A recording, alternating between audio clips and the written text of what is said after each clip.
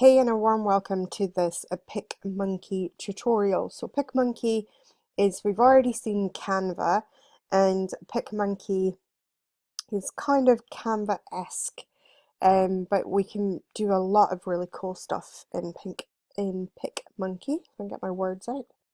So the first thing is up here is we can either edit our photographs. So actually this is really cool feature in Pickmonkey because it actually allows you to edit pictures.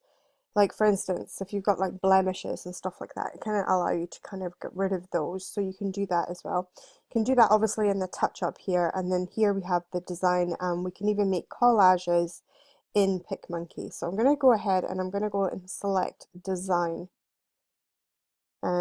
here, and they now have a new feature here, a beta feature called templates, or you can have blank canvas, or you can have custom design. So actually I know what I want to do. So what I'm going to do is I'm actually going to go into edit because I know what I want. So I'm just going to go into my downloads here, and let me just see if I can find.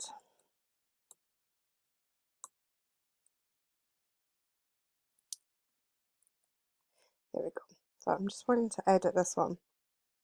Now this is basically a template that I have made in Canva. And so this bit of writing already existed because my husband makes these in Photoshops, and he'd already made me this logo as well. So I just placed those two on in Canva, and then now I've gone over here. Now you might be wondering, why am I using Pickmonkey over Canva when I'm already started the design in Canva? Well, here's one of the reasons with text, for instance, that you can do. It's if you go into text, they have all these really cool and very snazzy texts that they have. Anything that's got a little crown next to it means that you need to have the paid version of Pickmonkey, and I have the paid version. It's, when I bought it, it was like $22 a year, so it's not a huge expense. I think it's about $30 a year now. I'm not sure, so don't quote me on it. But it isn't a huge expense, and it is just a yearly fee, not a lot. So which is awesome. And then we've got our text here. So what I'm going to do is I'm going to go ahead and so you've got your, like, their text, and then you've got my text. So I'm going to go ahead and create a text box. And when you create a text box, two things happen. You get a box on your actual document, and you get this nifty toolbar to be able to change things in. So what I'm going to do is, this meme that I'm making is for my 4-week live, and I think I want to do course on another piece. Okay, so what I've got now is very generic text that's done in Arial, and if I highlight that text and I go into my fonts, I can select fresh script. And here's one of the differences between Canva and Pickmonkey. And there's many differences. There's a lot of differences. There's lots more functionality in Pickmonkey, but there's more ease of use in Canva. So I can go into this effects tool here and start to put on things like drop shadows. Now at the moment that doesn't look very great because it's got quite a big shadow, and the color. So if I go back in here and actually change my color, so I'm going to try and experiment with the white. Can you see how that, because I've got that drop shadow on there now, it really pops? And this is one of the things that I really like about Pickmonkey. It's one of my bugbearers in Canva is the fact that you cannot put this logo here that my husband's designed for me and given me, is it happens to have like a drop shadow on it, and this also happens to have a drop shadow on it.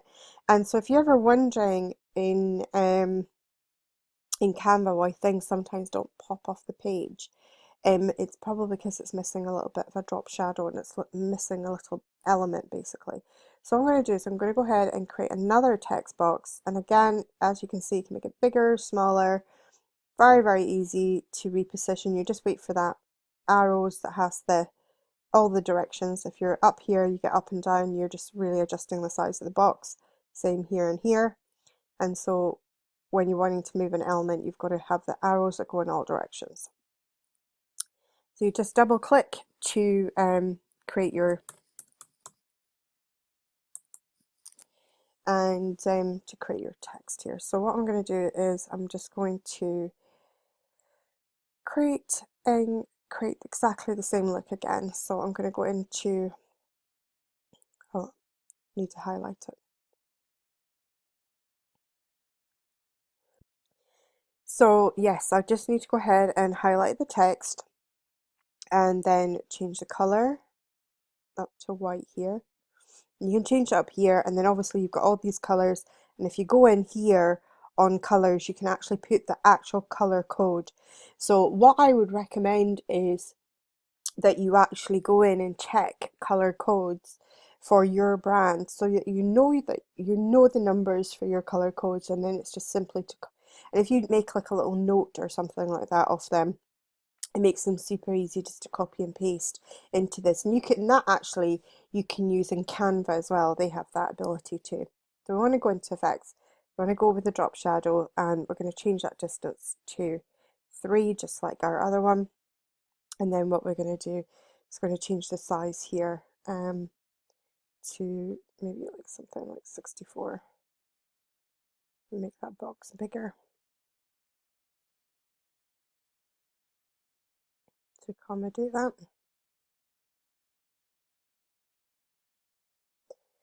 So that, what I've shown you is, can you see now, because I'm using white writing, but I'm using it on a part of the background that's very, very white. If I did that in Canva and it didn't have the drop shadow, that would just simply melt back into the background and you wouldn't really see, it wouldn't pop like the way that it does.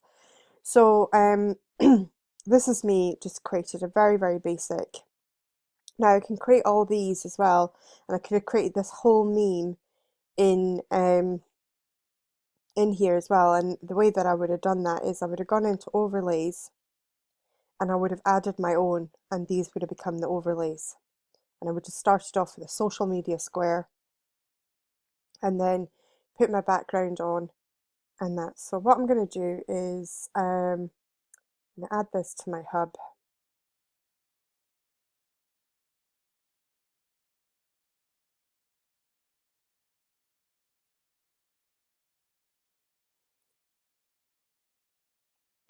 It just takes a minute, and if you just bear with me. And then what we're going to do now is I'm also going to save it.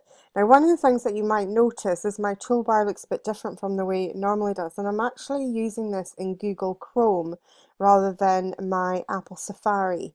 So I have an Apple Mac, and the reason that I use this in Google Chrome is that it does work in Safari, but it can be very buggy in Safari, and it works perfectly in Google. So use Google Chrome if you're going to be using this platform. It is really good, so don't don't worry, it's like easy to install Google Chrome on your computer if you've got Apple. So I'm just going to go ahead and save that to my computer, and I think I want to keep that on my desktop. So I'm just going to go ahead and save that. Now what we're going to do is we're going to start again, and we can open one of these templates. So they have lots and lots of different templates. So this is their attempt to be a wee bit more like maybe Canva and have templates and stuff. So let's grab this one and begin to customize this. So I don't actually want any of this stuff that's in here. So what I'm going to do is I'm just going to go over to this little portion here. And here we have the kind of basics, for instance. So we can crop an image, we can change the canvas color, and that's what I'm going to do. So I'm going to apply a canvas color. And what I'm going to apply is I'm going to apply a transparent canvas color. Okay. And I'm going to show you why I'm doing this for this particular demonstration. So imagine that I had made this design and the background was transparent. What I can do with this is, say for instance, I create a really cool logo and I use the transparent background. it gives me the ability then to take that logo and place it on other objects and other memes or social media banners, you name it, I can place it on there. So that's one of the reasons why might want to do that. Another thing is, obviously you can have any color that you want here. So what I'm going to do is I'm just going to go ahead and pick a white background and apply. And rather annoyingly, I'm going to have to delete all these little guys manually. I'm sure that they have still their template somewhere.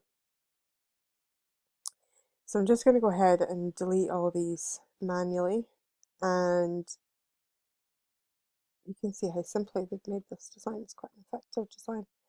And again, so now I have a lovely social media square, and in Canva they're 800 pixels by 800 pixels, and in Pickmonkey they are actually 2000 pixels by 2000 pixels, so they're a lot bigger. So the next thing that I want to go into is in here, I'm just going to demonstrate quickly what these do. So this is effects. So I'm going to go into the effects because I want to create a particular effect. Now, if this was a photograph, we could explore some of these, but it's not a photograph that I happen to have in at the moment. So I'm just going to try and find it ombre. I want to show you something really cool that I make and use all the time in my business.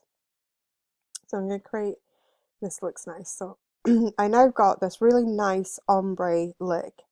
And if I go into, so I'm just going to run through these again. So touch up would be if I want to airbrush like my face or something like that. I don't normally bother unless I've got like food on my face or something.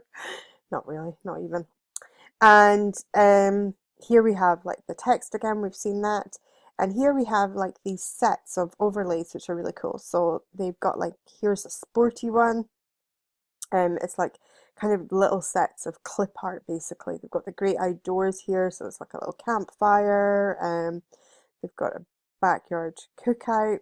Some of these images are a bit naff. Some of them are really, really cool. So there's like nice kind of doodly hearts. These would make nice, could put them on memes. Beautiful stars. Comic bubbles. If you ever wanted a speech bubble for something, you've got loads. So you've got all these to choose from, and obviously they're in black and you can change them into any color. And then you have the royalty ones, which are here. So if I wanted, for instance, I could pop that speech bubble on there, make it bigger. Using this little toggle here, I can position it as well. So if I wanted to do that. So lots, really quick, easy. You've got their little critters, which are like kind of like a weird, kind of alien looking things, which can be quite fun if it depends on your brand. Obviously, not everybody's brand is going to work with us. And yes, then we got things like the postal marks. You can pop like a little, you can do lots of things, lots and lots. Your little finger, and you can flip it using these that way. So there you go. Alright, so we've had a look at all these, and so we get the idea of what this little butterfly does. The frames, if I click on that next, will give you an absolute ton of frames. So you've got cutout shapes, circles, hearts, and if you notice, this is giving you a transparent background as well. So you could create this, for instance, and logo that all up and everything, and then have that sitting on top of a meme or something like that, whatever you want. So there's like tons of different things. And if I click on the heart here, you can change the angle. So see how it works. And then you just want to kind of get back into the center. But we're going to cancel that and just go back to this. Then you've got like your photo corners. So create your image like this. You can have a drop shadow. You can create a transparent background with your drop shadow. I'm going to make the shadow bigger. You can see, there you go. So again, cancel that because we're not wanting to use this. So we're finally getting where I want to go. So yeah, you can have an experiment with all these little frames and see what they do. And then on here, if I click, these are your own textures, then you have space. So I can turn this whole image into some kind of weird space odyssey. I can create bursts of light, quite fun. But the one that I use a lot is this one, and you'll recognize it immediately as soon as I've popped it on here. You will start to see that, oh, this is where, and so if you wonder where I made my Get Selfish background is, I made my background in this program. And so if I apply that, for instance, and then I can go back in and I can get a second one. And if I go into move here, I can rotate it round a little bit. And I might want to move it up. I might want to rotate that round again a second time. And apply that, looks quite nice. I can go in again and apply a different, and I build it up like that. And so this is how I made all of the images for my Get Selfish cards, all the images in my book, and even my cover. The background for my cover was made in this program doing this. So that's quite a cool thing that I wanted to show you. So like I can say I'm really happy with that. And I need to click on these and these themes as well. I just want to show you. So for instance, you've got like Santa Land here. So you've got lots of little things, like for instance you can create say for instance I was doing a little little elf. Maybe I was doing some little Christmas thing. And you've even got an abominable snowman. So these are quite cute that you can put in and things like that as well. So the themes are quite cool because these update all the time. So at the moment they've got a lot of Santa themes in. Obviously we've just had very recently it's been Halloween, so we've got like the Day of the Dead. We got like these really cool Day of the Dead masks. And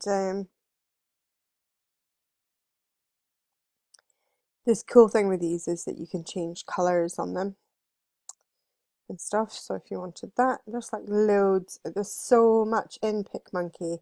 And it's one of the reasons why I think, or why I would recommend that you have both Canva and Pickmonkey, because there's certain things that you will be able to do in Pickmonkey that you just cannot do in Canva, and vice versa. And then obviously Canva has that ease of use.